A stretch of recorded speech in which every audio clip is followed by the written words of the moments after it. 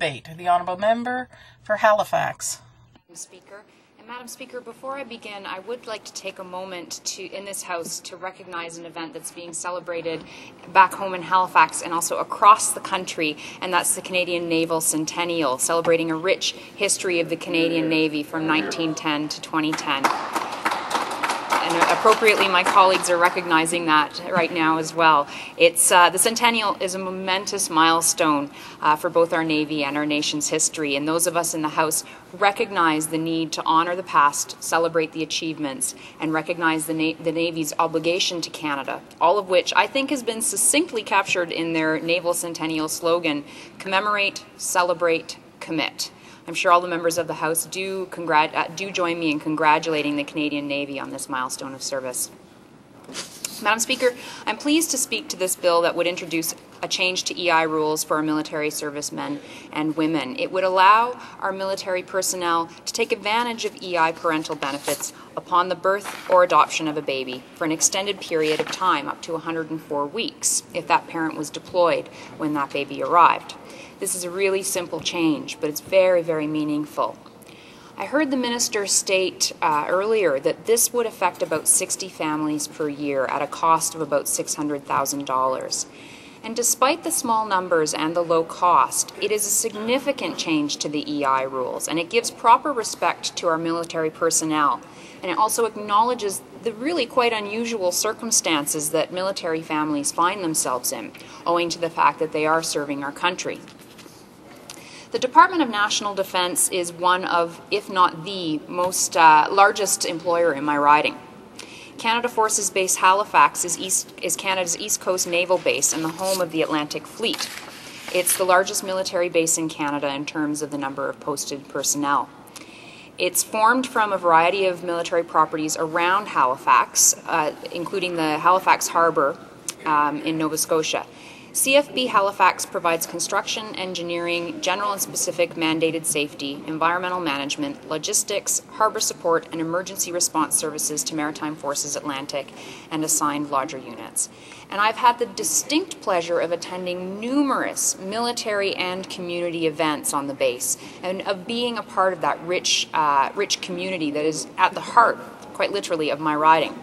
And one thing that has become clear to me during my time interacting with the men and women posted to CFB Halifax is that the military are not this monolithic thing that you can point to as being distinct from the community of Halifax. They're not a body you can point to and say, that's them, the Canadian military, over there, distinct from me, distinct from us. The Canadian military is us. Yes, they are different in that our servicemen and women are in the service of our country, and they don't stop being a lieutenant or a petty officer at 5 p.m. when they punch out. They don't punch out at the end of the day. They serve, and service means that they're ready 24 hours a day, and service means that they dedicate their lives to their mission and to their country. This does make them quite different than most Canadians, than for many of us. But at the same time, they are us. They are our volunteer firefighters. They are our kids' soccer coaches. They are our PTA members and our film festival volunteers. They are our community. We are our communities together. I've had the opportunity to get to know Rear Admiral Paul Madison, who is the commander of Maritime Forces Atlantic, and to see him at work. And he has worked long and hard during his tenure in Halifax to ensure that Halifax gets this, that Halifax continues to understand how the Maritime Forces isn't just cordoned off this area on the harbour front or that walled off place in Strathcona. Admiral Madison and his team, including Base Commander Newton, has overseen innovative initiatives like the Community Mess Dinner that brings together community members to Juneau Tower to experience a traditional Navy mess. And they brought beer and Beethoven. This is a really exciting initiative by the Nova Scotia Symphony. They've actually brought it to the base where the Symphony Nova Scotia performs alongside the Strathcona Band. And civilian community and members of the forces sit together on the base enjoying some beer, enjoying some Beethoven, and enjoying each other's company. I would like to take a moment to recognize the Strathcona Band, which has always called Halifax its home. And in 2010, this year, it celebrates its 70th anniversary representing the Navy, the Canadian Forces, and citizens of Canada at home and around the world. Congratulations to the Stad Band for 70 years of service.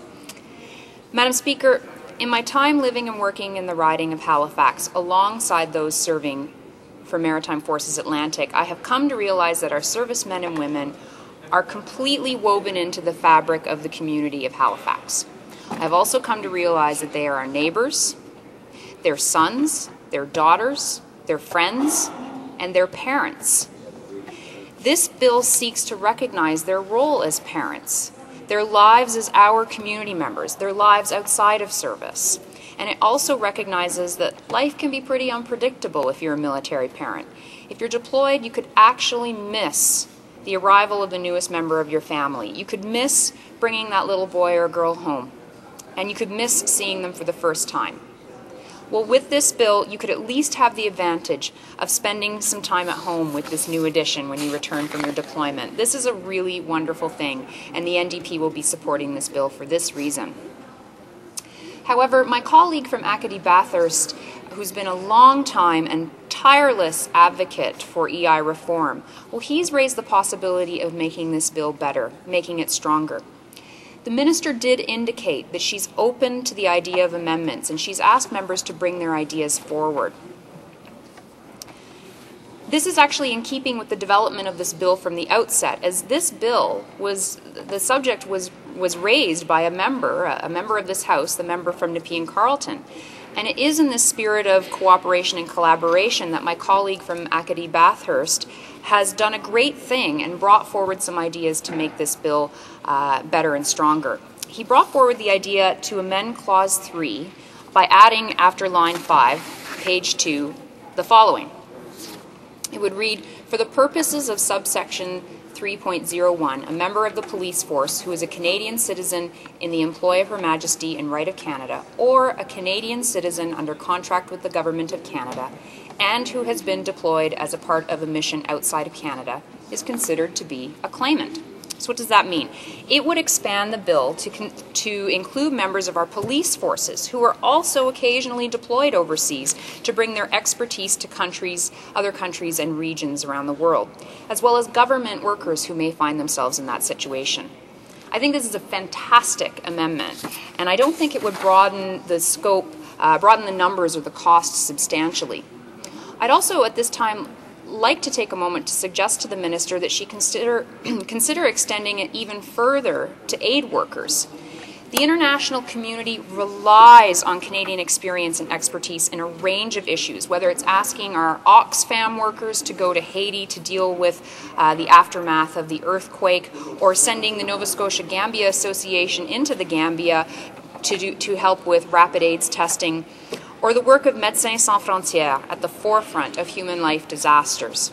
Canada is so proud of the work that we do overseas, aiding and supporting local initiatives to combat hunger, corruption, poverty, and human rights atrocities.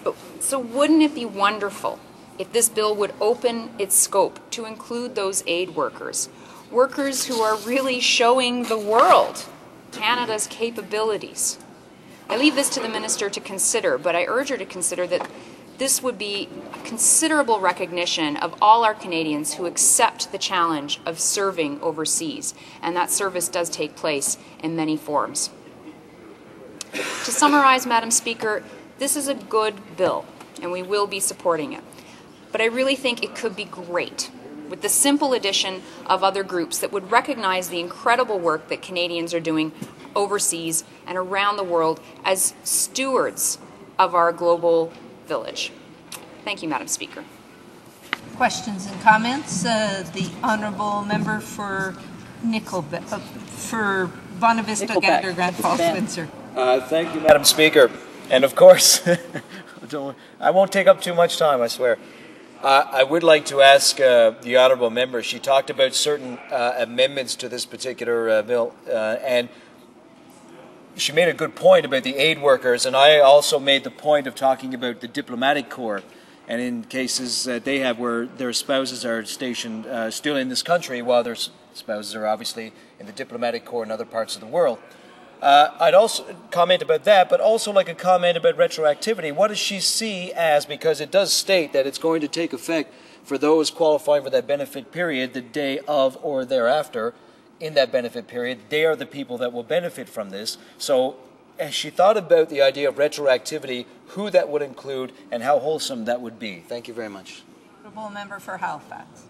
Thank you, Madam Speaker, and I thank the member for his question. And I have been reading the transcripts of this debate and seeing the issue of retroactivity brought up, in particular by this member.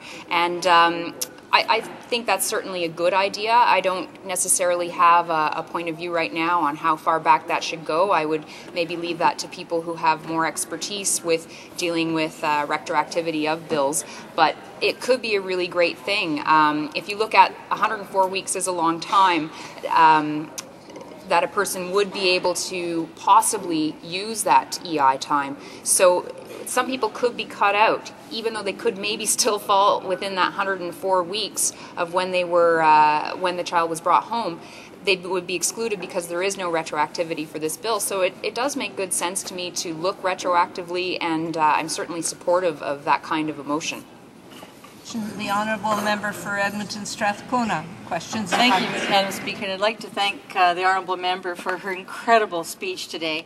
And as usual, she brings it down to the basic community level. It's just absolutely beautiful how she always does this. And it reminds us all in the House that our military and our police officers and so forth are part of our community. And it's very important that when we're bringing forward measures that we think about very fulsomely all the support they need. I'm wondering if the Honourable Member could respond to my inquiry about we're offering extended parental leave and some level of flexibility, but in many cases the officers return to Canada and are severely injured or mentally incapacitated. They may be having to live in another location. And I'm wondering if perhaps we should be given additional assistance and thought to the fact there might have to be additional support to the family so they can be reunited and so they actually can be parental support given. The Honourable Member for Halifax. I thank the member from Edmonton, Strathcona for her kind words and also recognize the incredible advocacy she's doing on behalf of her constituents in this House. And she raises some really good points about what I said earlier, how the lives of military families are really complicated. They're very unusual. They don't have lives like most of us where we, go to work at 9, go home at 5, have the weekends to play ball with our kids. Their lives are very complicated. It involves being deployed. It involves being away from your family for long periods of time. It involves, hopefully not, but it does involve sometimes being hurt and returning home and having to deal with things like post-traumatic stress disorder or physical injuries, and having that kind of recuperation time, having access to different supports like EI can only be a good thing. It can only be a respectful thing to show that we acknowledge the complicated lives that our military families do have, and I love the ideas that she's raised. Thank you, Madam Speaker.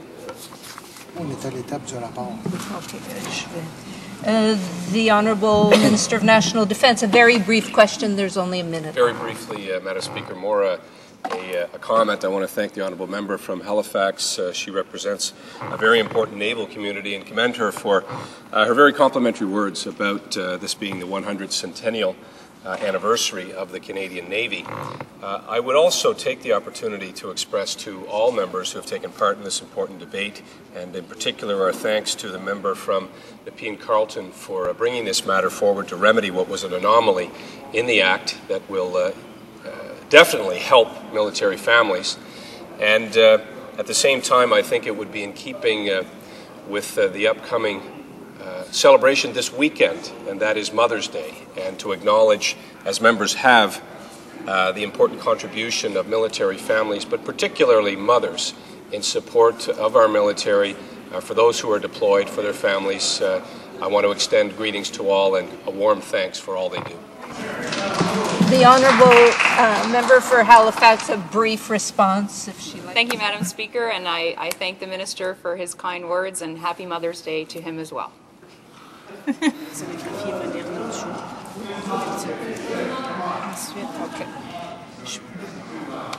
Okay. Questions and comment? The Honourable Member for Athabasca, Fort McMurray. Yes, thank you, Madam Speaker. I just want to say how pleased I am today to see the NDP support some of the good work that this government does. I know in the past it seems to be only us on the Conservative side, Madam Speaker, that support veterans, that support the economy, that actually make differences in Canadians' lives. And I just really appreciate that from the NDP today and supporting this government. I misread the clock, and it's time for resuming a debate. The honourable member for Etobicoke North has 3 minutes to perhaps make some comments. Sorry, aren't we doing... The honourable member for Etobicoke North, resuming debate?